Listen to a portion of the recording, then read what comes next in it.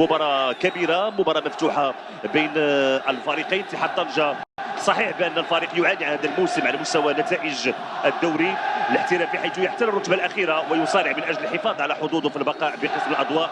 حقق فوزين مهمين خلال الجولتين كأس العرب، الذي يعرف ما ينتظره رفقة فريق الوداد. جواد المحاولة لفائدة فريق اتحاد طنجة. محسن متولي ترفعت كرة داخل منطقة الجزاء، تدخل أمين فرحان هذه خطيرة.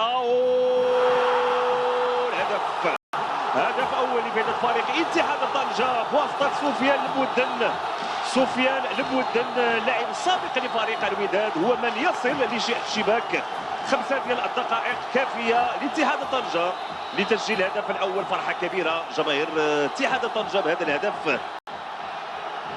تسديدة قوية أرضية تعانق شباك الحارس يوسف مطيع في شباك تبادل المحاولة. أمين فرحان ما تمكنش من إبعاد الكرة بالشكل الجيد، وسفيان المودن يسدد بقوة كرة تعانق الشباك، وهدف أول لفريق فريق اتحاد طنجة.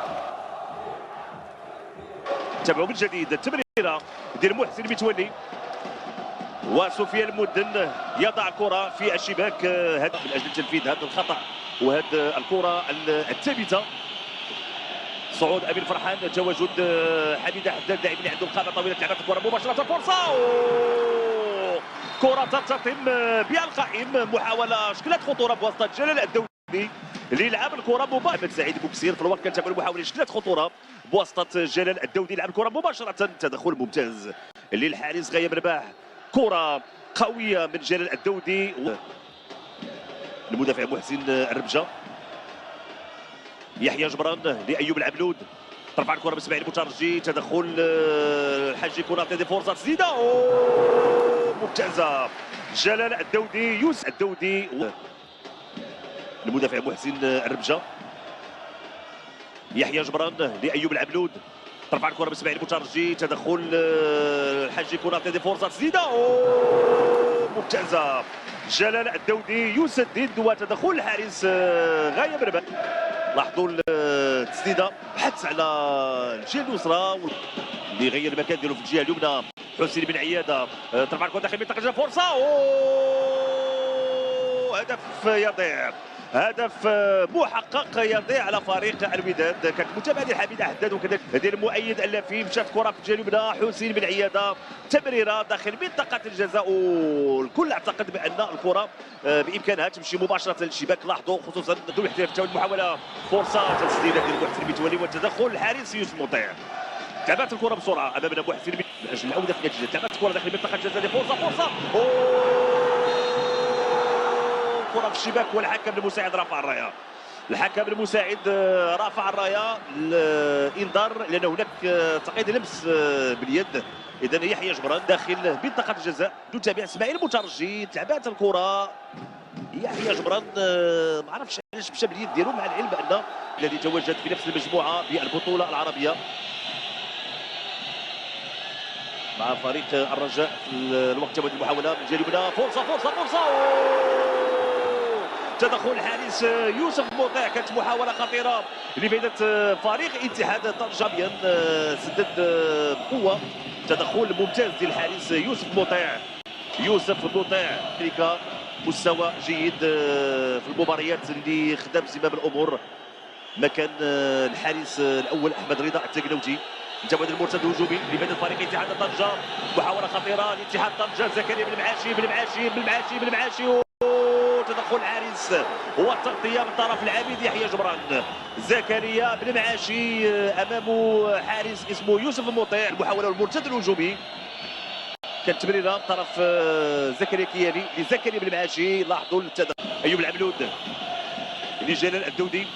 يبحث عن تسديد، فرصه غاية مرباح في المكان المناسب. جلال الدودي يسدد بكل قوة، وتدخل الحارس غاية مرباح. لاحظوا التسديده اللي تقريبا 39 متر تقريبا، كيسدد جلال الدودي مباشره للمرمى.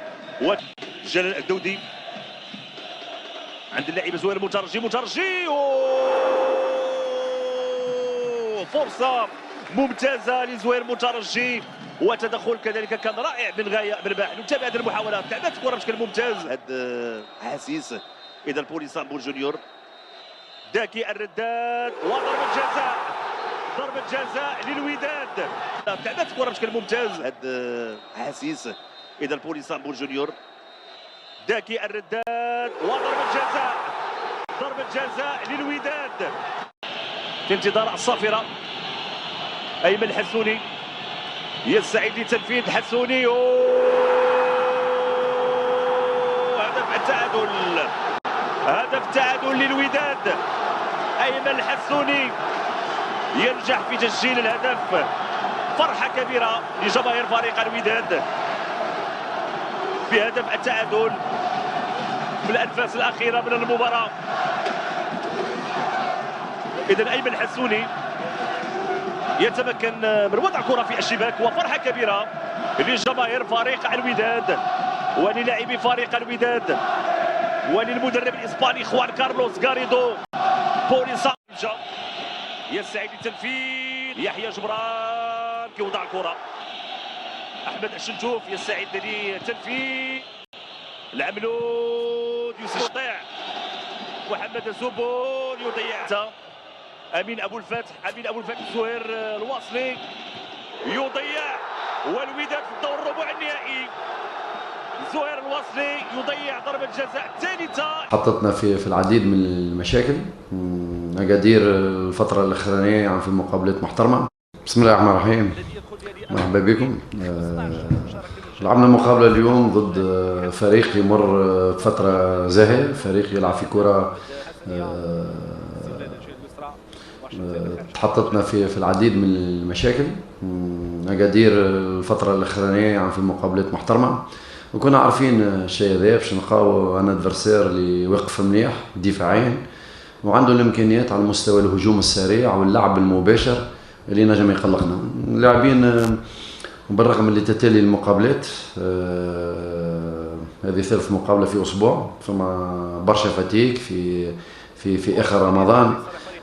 قاعدين نلعبوا في العديد من المقابلات خارج ميداننا. شفتوا اللي كانوا لاعبين الرجاء وتحدوا صعوبه هذه الكل، وكان فما سورباسمون على مستوى امتلاك الكره. كانت اغلب الاوقات الكره عندنا احنا، خلقنا العديد من الفرص، كنا نجموا نتعداو على المستوى 1-0. بعدين المقابله ولات هنا الامكانيه على مستوى بناء العمليه الهجوميه والانطلاق على مستوى الخط الامامي. كلها محاولات وكلها فرص تاتي مع انطلاقه تفاصيل هذه المقابله. الرجاء الرياضي يندفع على مستوى الخط الامامي.